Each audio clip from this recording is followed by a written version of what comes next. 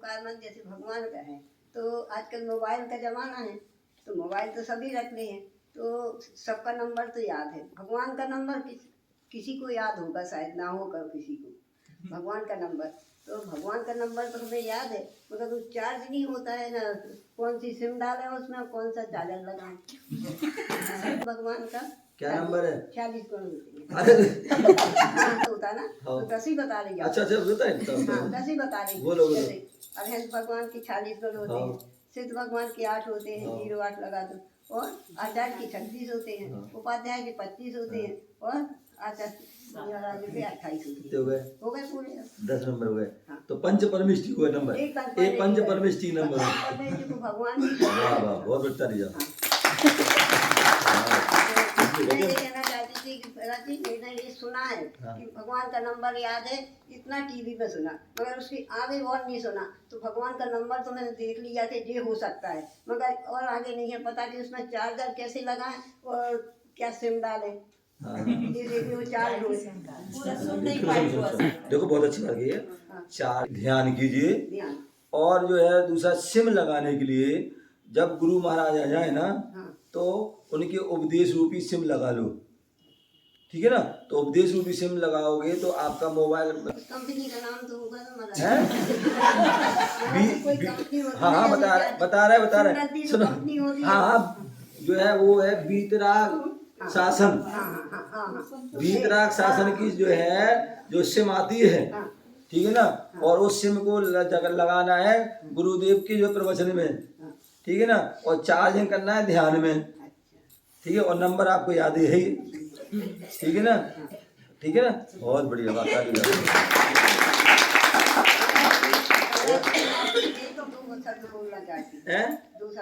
तुम बोले दो।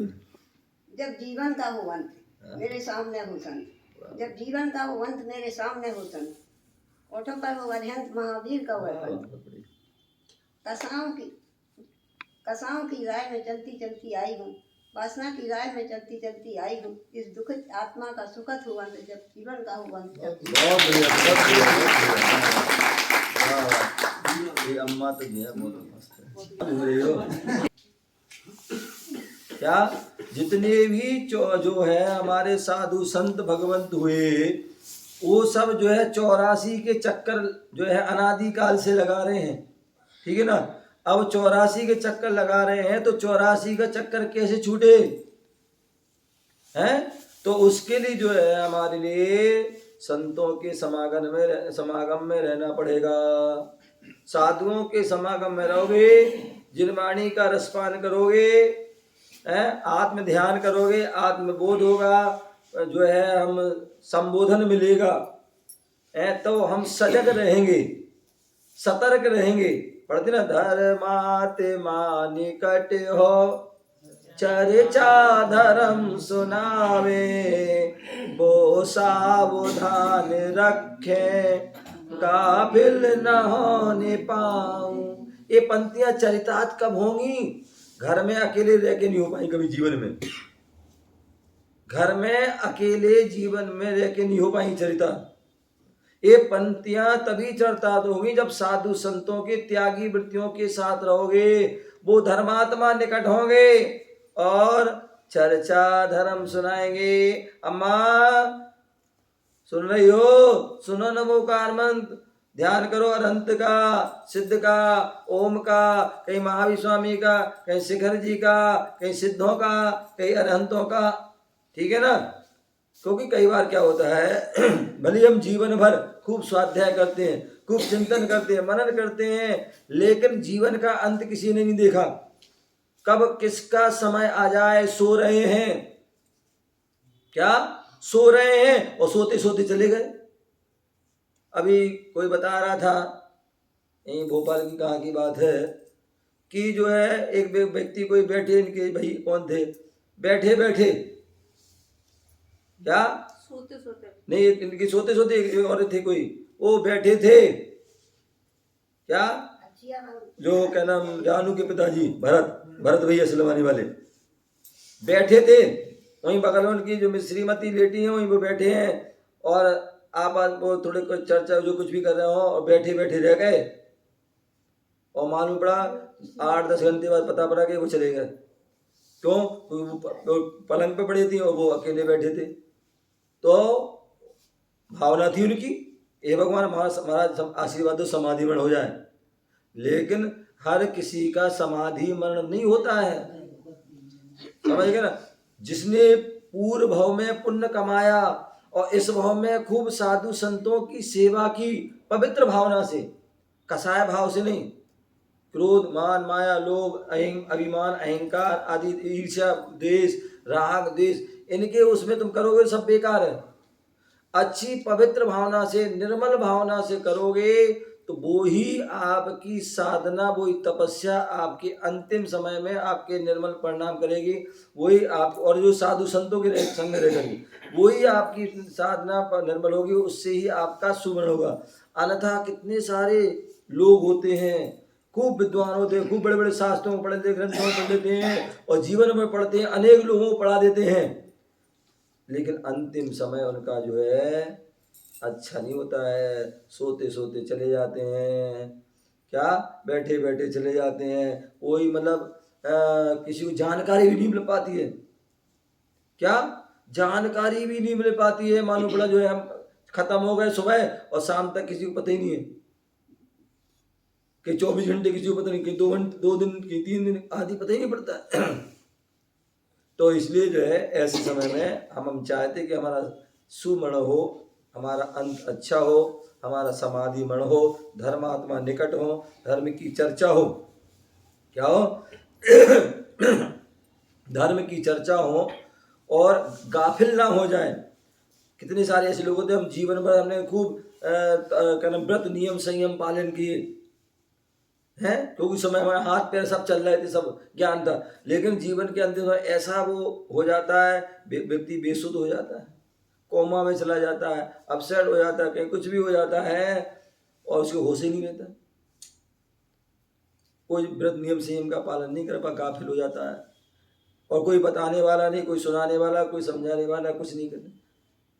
तो इसलिए ऐसे समय में तो भैया जब हमारा कोई लगे कि हमें अब हमारा कोई मतलब उम्र हो गई है, कब जीवन का अंत हो जाए, तो उस समय भैया अपने त्यागी वृत्तियों के पास पहुंच जाएं, माता जी के पास पहुंच जाएं, महाराज जी के पास पहुंच जाएं, आचार्यों के पास पहुंच जाएं, जहाँ पर जो है दीदी भैया हों, माता जी हों, वहाँ जा कर के जो है क्या करो, अपनी साधना प्रारंभ कर दो, उनके चरणों में अपने आपको समर्पित कर दो। हे गुरुदेव, अब ये जीवन हमारा समर्पित है। और जब हम गुरु को समर्पित करते हैं उसमें कोई तर्क वितर्क नहीं होता है। अन्यथा क्या होता है, गुरु जी कह रहे यहाँ बैठो, वो कह रहे हम नहीं यहाँ नहीं बैठेंगे, यहाँ बैठो। उनने कहा ऐसा हम करोगे, बोले हम ऐसा काम नहीं करेंगे। तो ऐसा उससे हमारा कभी कल्याण नहीं होगा। मुझे याद है पूज्य गुरुदेव एक उदाहरण हमेशा देते थे। आचार्य गुरुदेव विराट मुनिराज मुनि अवस्था में पथरिया गए, जो उनकी जन्मभूमि है, वहाँ पर आचार्य विद्यासागर जी मुनिराज वहाँ पर पंचकड़ा में आए थे, पंचकड़ा हो रहा था तो वहाँ थे, और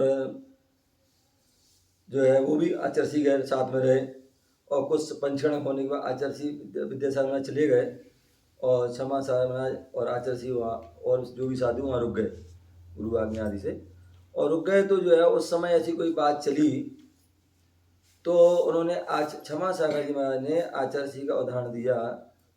बोले शिष्य का समर्पण कैसा होना चाहिए, क्या शिष्य का समर्पण कैसा होना चाहिए। तो उन्होंने बताया कि संघ में एक बार ऐसी कोई बात चली और गुरु ने परीक्षा लेने के लिए शिष्य से कहा 2 2 5 होते हैं,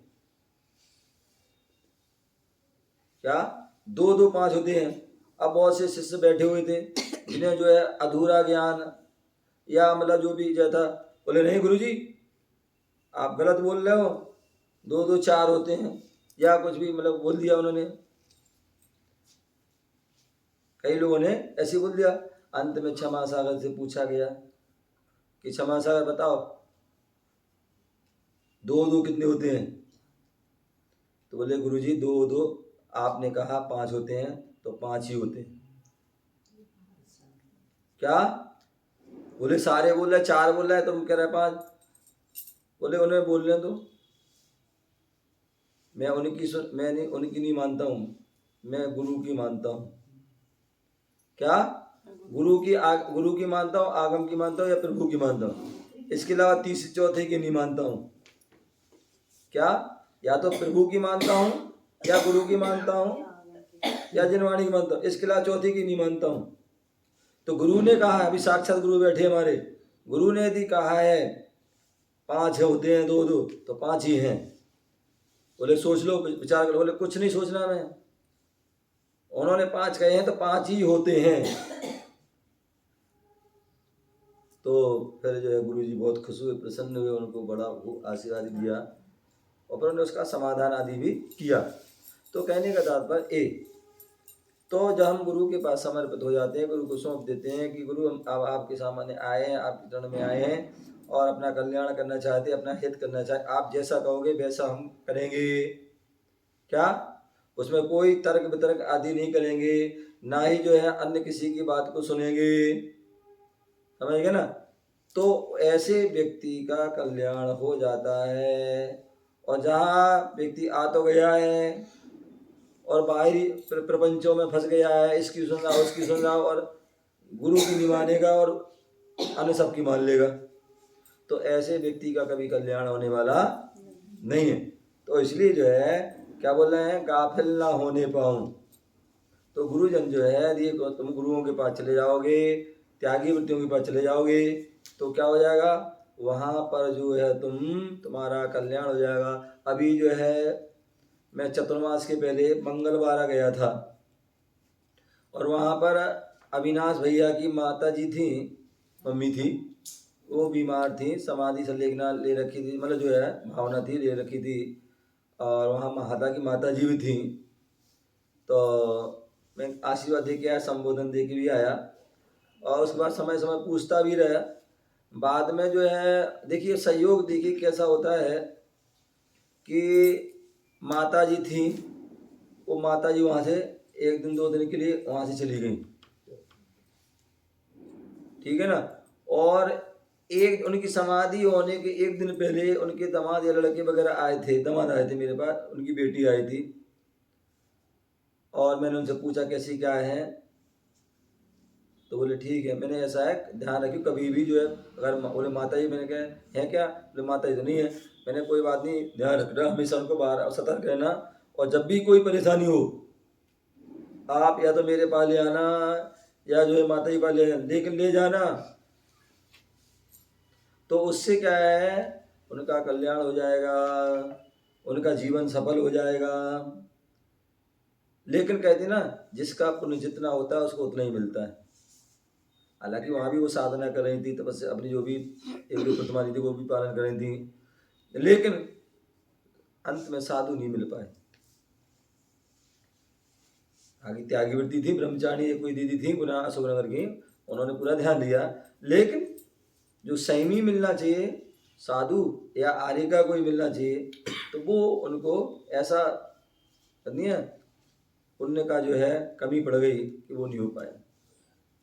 तो इसलिए जो है मतलब हर किसी को ये लाभ नहीं मिलता है, लेकिन हमें फिर भी जो है हर समय जो है पवित्र भावना छिपाना चाहिए, और भावना ही नहीं उसका हर समय अभ्यास और प्रयास भी करना चाहिए, और उसका पुरुषार्थ करना चाहिए, और अधिक से अधिक साधु संतों के पास रह के, माता जी आदि के पास रह करके अपनी वह संलेखना समाधि की भावना बनाना चाहिए, उसकी साधना करनी चाहिए, और हर समय प्रयास पुरुषार्थ करना चाहिए, तभी जाके हमारी वह संलेखना समाधि संयमी जनों के साथ, गुरुजनों के साथ वह पूर्ण हो पाती है, तभी उसका जीवन सफल और सार्थक हो पाता है। ऐसा हमें उसको जानना चाहिए।